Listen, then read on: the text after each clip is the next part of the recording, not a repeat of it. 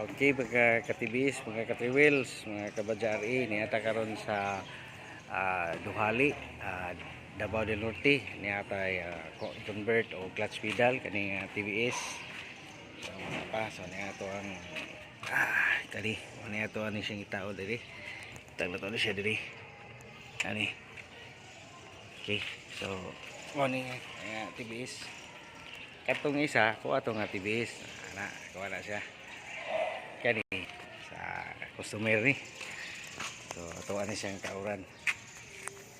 So unahon na to ani kani siya pagtaod ani dili lang kani ra atong tanggalon kani hinahanglan nagagdusi. Gustong mag DIY ani taod gamit lang mo dosi nga open base. Okay, so taod na nato ni ano na siya.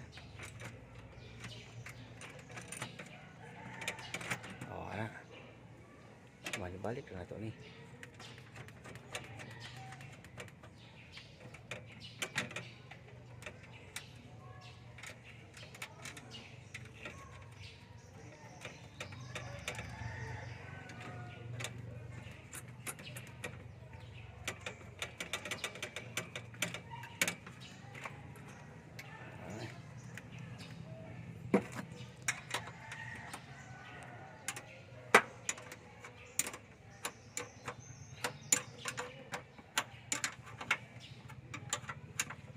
Dugay taod tong kuan pag kanang RE kay magbuslot-buslot pa man.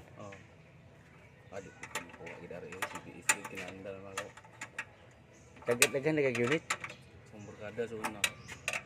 Ang namay na bagong nanggawas karon sa RE, di ba? Kanang 236 ang makina. Akong gipangutanan sila. Kanang sa may naka-advantage sa RE o TBS nganong nag-RE maka siya.